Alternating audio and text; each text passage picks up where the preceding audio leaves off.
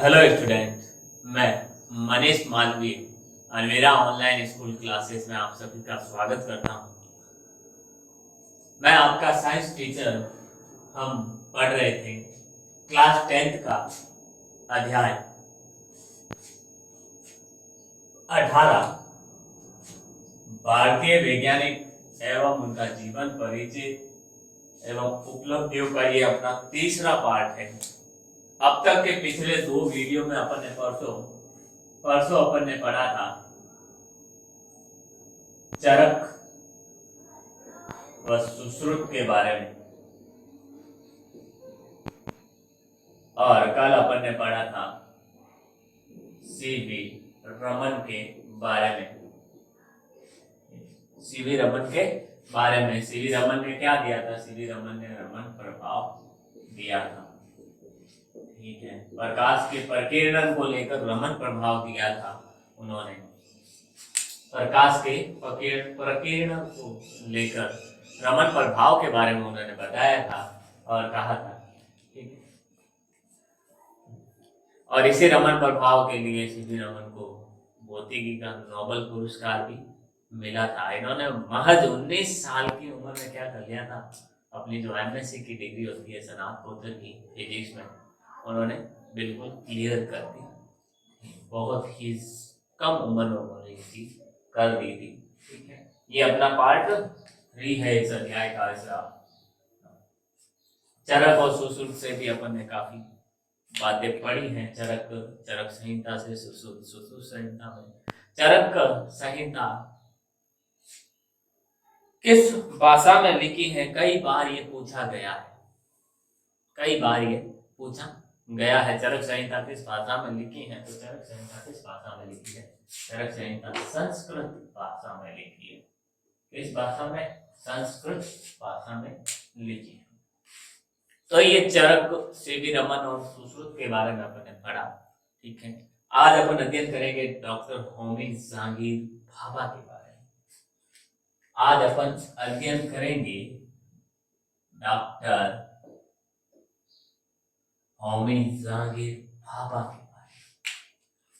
बहुत ही इंपॉर्टेंट है और बहुत ही जाने माने हमारे डॉक्टर है, वैज्ञानिक है। डॉक्टर होमी जहांगीर भाभा है। डॉक्टर होमी जहांगीर भाभा। देखिए, इनका जो जन्म हुआ था 30 अक्टूबर 1909 में हुआ था। इनका जन्म 30 अक्टूबर 1909 में हुआ था। और कहाँ हुआ? मुंबई में पारसी परिवार में। जो पारसी परिवार होता है शरीफ का, उनमें हुआ था इनका जन्म। मुंबई में इनका जन्म हुआ 30 अक्टूबर 1909। 1930 में यानी 21 साल की उम्र में कैम्ब्रिज विश्वविद्यालय से स्नातक उत्तीर्ण की। कैम्ब्रिज विश्वविद्यालय लंदन, कहाँ है? लंदन, इंग्लैंड में है। वहां जाकर उन्होंने क्या की? पढ़ाई की और स्नातक अर्थात अपनी डिग्री पूर्ण की, अपनी डिग्री पास की। कहां से? कैम्ब्रिज विश्वविद्यालय से की थी। और कैम्ब्रिज विश्वविद्यालय कहाँ है? लंदन, इंग्लैंड में है।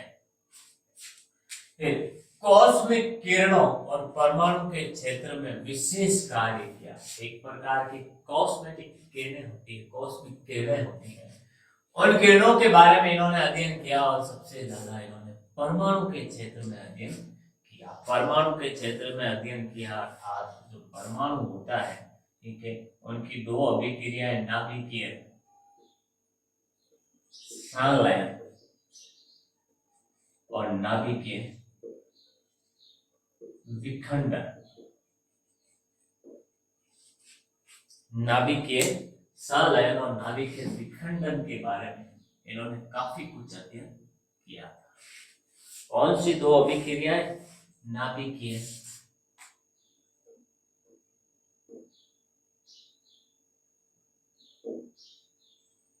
संलयन और नाभिकीय विखंडन। के बारे में इन्होंने क्या किया, अध्ययन किया था। ये परमाणु के क्षेत्र में अर्थात नाभिकीय संलयन और नाभिकीय विखंडन जो दो अभिक्रियाएं हैं, इन दोनों में क्या होता है, ऊर्जा का उत्सर्जन होता है। यानी चाहे तो दो नाभिक आपस में जुड़े या फिर एक नाभिक टूटकर दो नाभिकों में बदले, ठीक है। होता क्या है, दोनों ही चीजों में क्या होता, ऊर्जा का उत्सर्जन होता है, ऊर्जा का निर्माण होता, ऊर्जा निकलती है, ऊर्जा वहां से बाहर निकलती है, ठीक है। इनके बारे में स्वामी जहांगीर भाभा ने अध्ययन किया। आपके नॉलेज के लिए बता दो, नाभिकीय संलयन अभिक्रिया कहाँ होती है, नाभिकीय संलयन अभिक्रिया सूर्य पर होती है।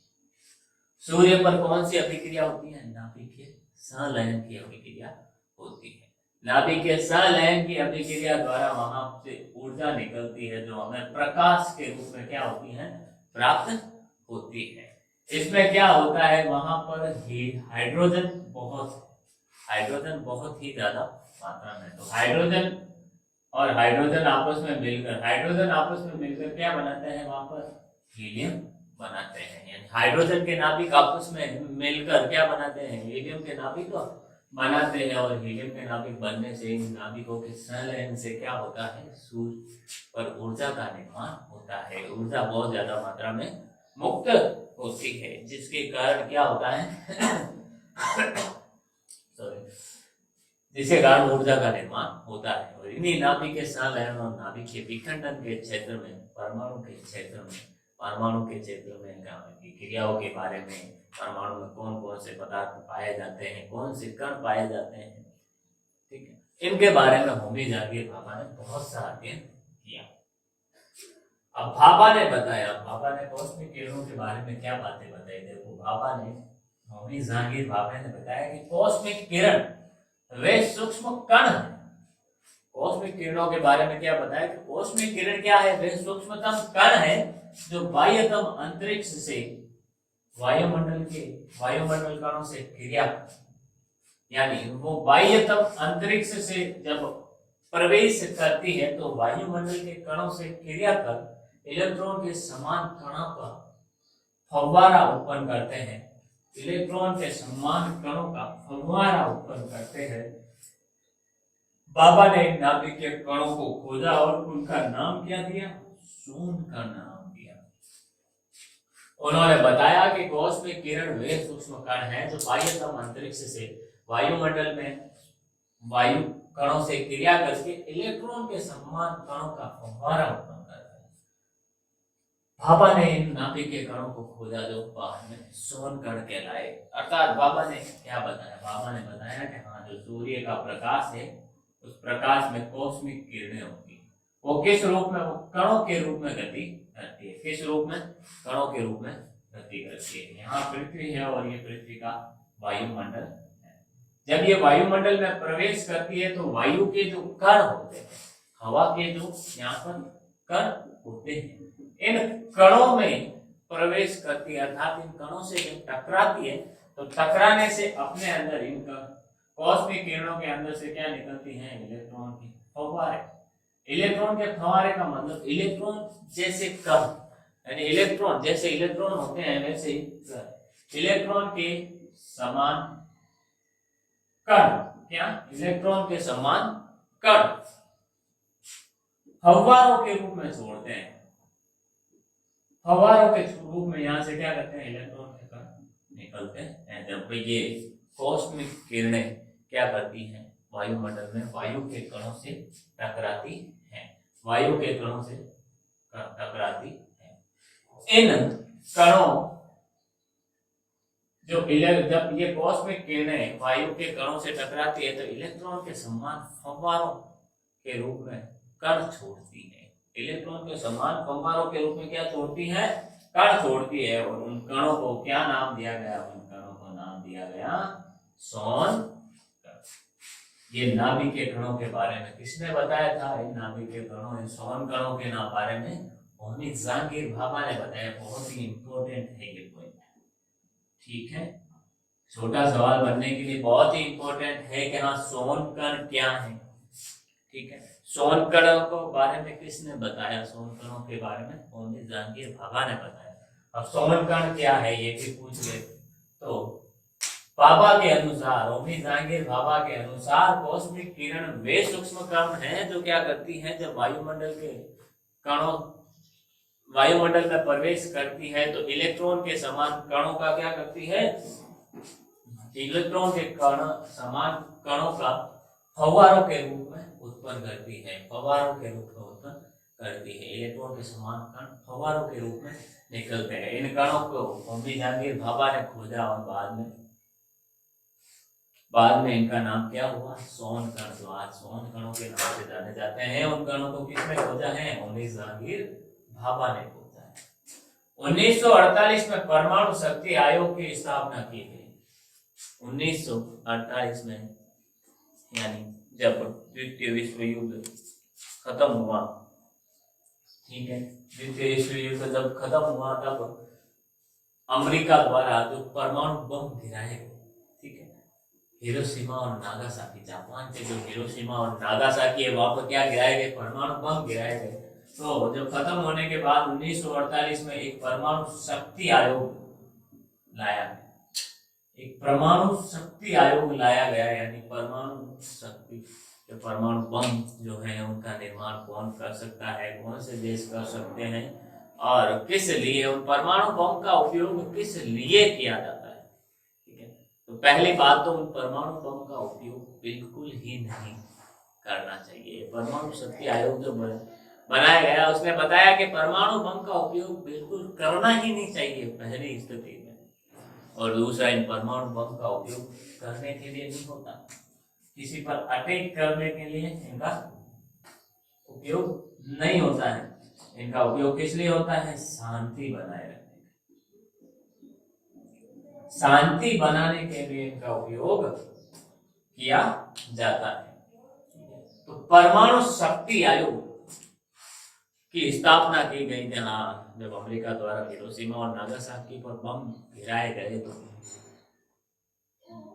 जापान के जो दो शहर थे हिरोशिमा और नागासाकी बिल्कुल ही उजड़ गए, बिल्कुल ही उजड़ गए। तो फिर अब कि ये तो बहुत ही भयानक परमाणु बम है, परमाणु भयानक शक्ति है, अगर ये बमों को क्या नियंत्रित नहीं किया गया, इन परमाणु कार्यों को नियंत्रित नहीं किया गया, अपने नियंत्रण में नहीं लिया गया सब देशों द्वारा, तो आने वाले समय में जब भी कहीं लड़ाई होगी, परमाणु बम का इस्तेमाल होगा, तो क्या बोल सकते हैं, बस दुनिया तबाह हो जाएगी, ठीक है। तो इससे बचने के लिए पूरे देशों में, सभी देशों में परमाणु शक्ति आयोग मिलकर, परमाणु शक्ति सभी देशों ने मिलकर परमाणु शक्ति आयोग की क्या की, आयोग की स्थापना की, जिसके अध्यक्ष बनाए गए कौन, जिसके अध्यक्ष बनाए गए हमारे डॉक्टर होमी जहांगीर भाभा। इन परमाणु शक्ति आयोग का अध्यक्ष बनाया गया किसे, डॉक्टर होमी जहांगीर भाभा को इसका अध्यक्ष बनाया गया। ये सवाल जो है कई बार पूछा गया, कई बार पूछा गया और लगभग हर साल ये पूछा ही जाता है, या तो हाफ ईयरली एग्जाम में या ईयरली एग्जाम में ये सवाल हर बार पूछा जाता है। क्या है कि इनके निर्देशन में, यानी होमी जहांगीर भाभा के निर्देशन में अप्सरा, साइरस और जर्लिना परमाणु रिएक्टरों की स्थापना भारत के अंदर, इनके निर्देशन में, इनके मार्गदर्शन में, इनके कामकाज में, इनके निर्देशन में क्या हुआ कि 3 प्रकार के परमाणु रिएक्टर, परमाणु केंद्र स्थापित हुए भारत के अंदर, जहां इन परमाणु के बारे में खोज की जाती थी, इनकी जो क्रियाएं, नाभिकीय संलयन, नाभिकीय विखंडन, इन क्रियाओं की खोज की जाती थी, इनके बारे में अध्ययन किया जाता था। और तो ये 3 जो अप्सरा, साइरस और जर्लिना नामक 3 क्या की, इन 3 रिएक्टरों की स्थापना की गई कि इनके निर्देशन में, इनके देखरेख में, डॉक्टर होमी जहांगीर भाभा की देखरेख में। बहुत ही इंपॉर्टेंट है, इसको नोट कर लीजिए, बहुत ही इंपॉर्टेंट है, वेरी वेरी वेरी इंपॉर्टेंट, इस लाइन पर कई बार ये सवाल पूछा जा सकता है, इसलिए कई बार ये पूछा जा चुका है और जब तक ये रहेगा हमारे कोर्स में तब तक ये पूछा जाता भी रहेगा। अब इन्होंने अप्सरा साइरस जर्लिना परमाणु रिएक्टरों की स्थापना की, कई सारे वहां पर प्रयोग किए, इसीलिए इन्हें क्या कहा जाता है, भारतीय परमाणु विज्ञान का पिता कहा जाता है, जनक कहा जाता है। क्या कहा जाता है? भारतीय परमाणु विज्ञान का जनक कहा जाता है। किसे? डॉक्टर होमी जहांगीर बाबा। ये भी इम्पोर्टेंट, ये भी क्या है, इम्पोर्टेंट। इन्हें क्या कहा जाता है? इन्हें भारतीय परमाणु विज्ञान का पिता कहा जाता है।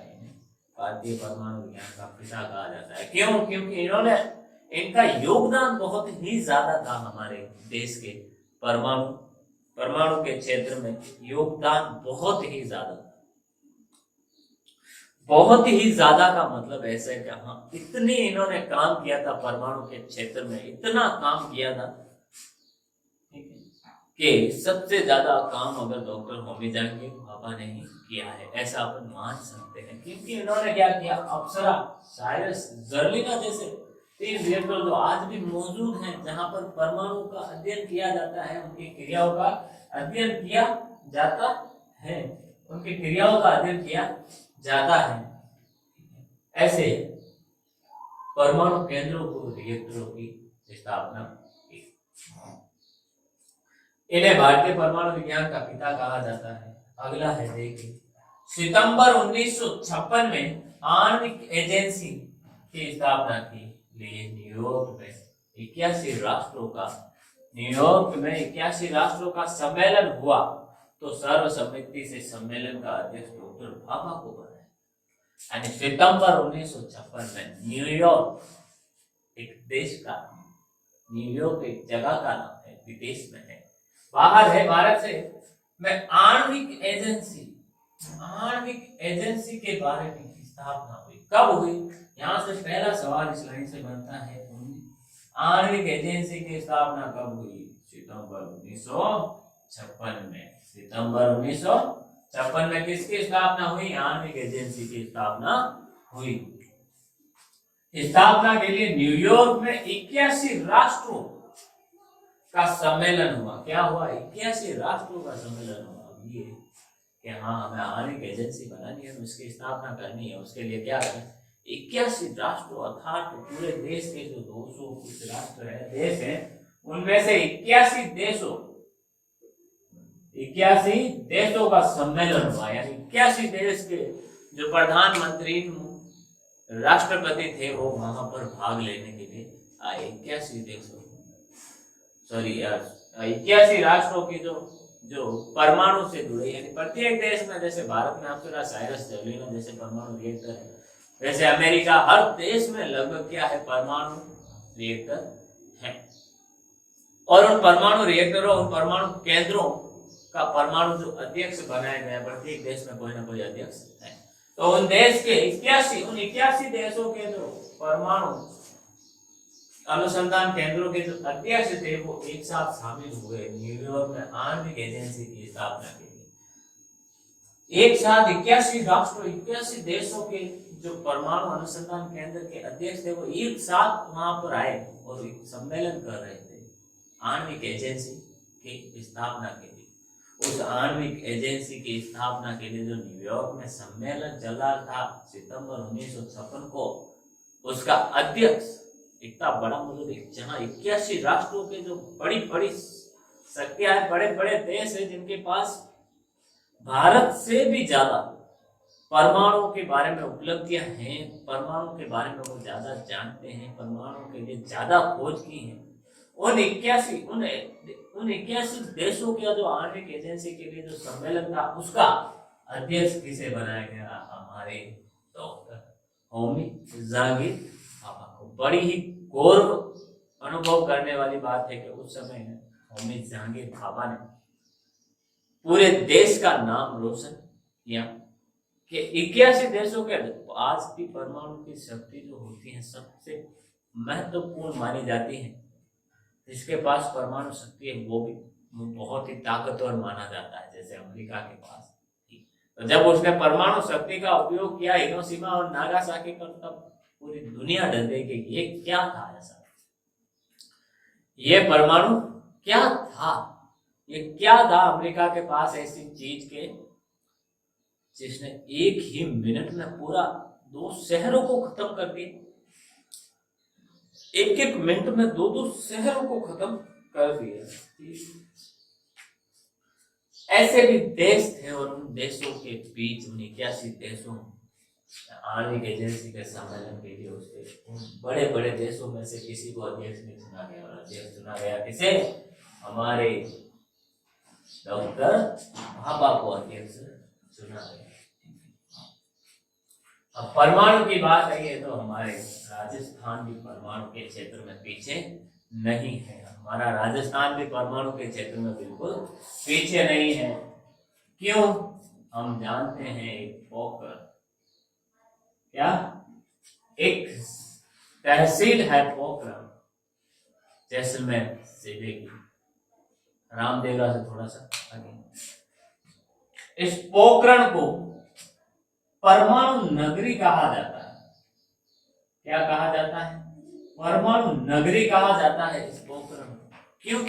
क्योंकि भारत देश द्वारा जो परमाणु बम का विस्फोट किया गया, अर्थात परमाणु का जो परीक्षण किया गया है, भारत में भी परमाणु बम बनाया गया, उस परमाणु बम का जो परीक्षण करने के लिए कहा, अगर ऐसे कई देश उसका परीक्षण करना था तो परीक्षण करने के लिए अब कौन सी जगह ढूंढे? चारों तरफ आबादी आबादी, वो ऐसी जगह चाहते थे कि वहां अगर कुछ उल्टा सीधा हो जाए, थोड़ा बहुत भी ऊपर नीचे हो जाए तो वहां पर क्या हो, किसी को नुकसान ना हो। तो पोखरण क्षेत्र में क्या किया गया, ऐसा राजस्थान का जो पोखरण क्षेत्र है, पोखरण तहसील जैसलमेर जिले की, ठीक है, वहां पर इस परमाणु का विस्फोट किया गया, परमाणु परीक्षण किया गया, इसलिए इसको परमाणु नगरी कहते हैं। क्यों कहते हैं? क्योंकि यहाँ पर परमाणु परीक्षण किया गया, परमाणु परीक्षण किया गया। ये पोखरण को परमाणु नगरी कहते हैं। एटम सिटी कहते हैं इंग्लिश में, एटम सिटी कहते हैं। फिर 24 जनवरी 1966 को हवाई दुर्घटना में क्या हुआ? इनकी मृत्यु हो गई। डॉक्टर होमी जहांगीर भाभा की 24 जनवरी 1966 को हवाई दुर्घटना में क्या हो गई? इनकी मृत्यु हो गई थी। मृत्यु हो गई। एरोप्लेन से जब वो वापस आ रहे थे हमारे देश बाहर विदेश से, तो हवाई दुर्घटना में इनके क्या हो गए? मृत्यु हो गई, एक्सीडेंट हो गया, प्लेन क्रैश हो गया नीचे, या तकनीकी खराबी के कारण वो प्लेन फिर अपने नियंत्रण नहीं रख पाया, अपने नियंत्रण में नहीं रहा और होमी जहांगीर भाभा की मृत्यु हो गई। कब? 24 जनवरी 1966 को, यानी लगभग 57 साल की उम्र में, 57 ईयर्स की उम्र में क्या हुआ? इनका मृत्यु हो। ये भी इंपॉर्टेंट है अगली लाइन। 1963 में, यानी 66 में इनकी मृत्यु हो गई थी, और लगभग 1 साल बाद परमाणु शक्ति संस्थान ट्राम्बे, यानी परमाणु के परीक्षण के लिए ट्राम्बे में एक परमाणु शक्ति संस्थान, परमाणु शक्ति का उपयोग करके अनेक चीजें बनाने के लिए, तो परमाणु के बारे में अध्ययन करने वाली जो संस्थान था हमारे भारत में, परमाणु शक्ति संस्थान, ट्राम्बे का नाम बदलकर इनके नाम पर क्या कर दिया गया? भाभा परमाणु अनुसंधान केंद्र रखा गया। उस ट्राम्बे वाले जो परमाणु शक्ति संस्थान, ट्राम्बे का नाम बदलकर क्या कर दिया गया था? भाभा परमाणु अनुसंधान केंद्र कर दिया गया था। ये होमी जहांगीर भाभा बहुत ही इंपॉर्टेंट है इस साल के लिए, ठीक है, जो आज अपन ने पढ़ा है। देखिए, होमी जहांगीर भाभा बहुत ही इंपॉर्टेंट है आज अपन इस साल के लिए, इस साल के एग्जाम के लिए जो ध्यान दें इसको। कुछ एक इंपॉर्टेंट चीजें मैं आपको रिवाइज करवा देता हूँ, ठीक है। इन्होंने कॉस्मिक किरणें और परमाणु सूक्ष्म, इन्होंने परमाणु के क्षेत्रों, कॉस्मिक किरणों के क्षेत्र में कार्य किया। इंपॉर्टेंट है कि कॉस्मिक किरणें, इनसे प्रयोग में लेकर क्या किया उन्होंने, सोन कणों की खोज की थी। तो सवाल यहाँ से पूछा जा सकता है कि सोन कणों की खोज किसने की, तो होमी जहांगीर भाभा ने की। और कैसे की, तो इन्होंने क्या बताया था, इन्होंने सोन कणों के बारे में क्या बताया था कि कॉस्मिक किरण वे सूक्ष्म कण है, यानी कण के रूप में गति करती है, और कण है जो बाह्य अंतरिक्ष से वायुमंडल में वायु कणों से क्रिया करके इलेक्ट्रॉन के समान कणों का फव्वारा उत्पन्न करते हैं, जिन कणों को बाद में क्या किया गया, सोन कण नाम दिया गया। ठीक है, ये नाभिक के कणों के बारे में खोजा, इन कणों के बारे में खोजा और बाद में जाकर इन कणों का नाम सोन कण रखा गया। ठीक है, 1948 में परमाणु शक्ति आयोग की स्थापना हुई, जिसके अध्यक्ष किसे बनाया गया, भाभा को इसका अध्यक्ष बनाया गया। बहुत ही इंपॉर्टेंट है ये वाला सवाल। इनके निर्देशन में अप्सरा, साइरस और ज़लीना नामक क्या हुआ, परमाणु रिएक्टरों की स्थापना हुई। इनके निर्देशन में क्या हुआ, परमाणु रिएक्टरों की स्थापना हुई। कौन से परमाणु रिएक्टर, अप्सरा, साइरस और ज़लीना, 3 परमाणु रिएक्टरों की स्थापना हुई थी। इन्हें परमाणु विज्ञान का पिता कहा जाता है। इनके योगदान को देखते हुए भारतीय परमाणु विज्ञान का क्या कहा जाता है, इन्हें पिता कहा जाता है, जनक कहा जाता है। और आणविक एजेंसी 1956 में आणविक एजेंसी, यानी एक आणविक एजेंसी की स्थापना के लिए न्यूयॉर्क में 81 देशों का सम्मेलन बुलाया गया, मीटिंग बुलाई गई। उस मीटिंग का अध्यक्ष किसे बनाया गया, हमारे बाबा को बनाया गया। और लास्ट में इम्पोर्टेंट ये कि 1966 में 66 में इनकी मृत्यु हो गई, और 67 में क्या किया गया, परमाणु शक्ति संस्थान ट्रॉम्बे का नाम बदलकर भाभा परमाणु अनुसंधान केंद्र रखा गया। तो ये थे आज हमारे डॉक्टर होमी जहांगीर भाभा, जिनके बारे में अध्ययन हमने किया। आने वाली क्लास में अपन पढ़ेंगे एक और वैज्ञानिक जिनका नाम है प्रफुल्ल चंद्र रे के बारे में पढ़ेंगे। प्रफुल्ल चंद्र रे या राय के बारे में पढ़ेंगे, बहुत इंपॉर्टेंट है वो भी। ठीक है, और आज अपन ने होमी जहांगीर भाभा के बारे में अध्ययन किया। उम्मीद करता हूँ आपको समझ में आया होगा। Thank you.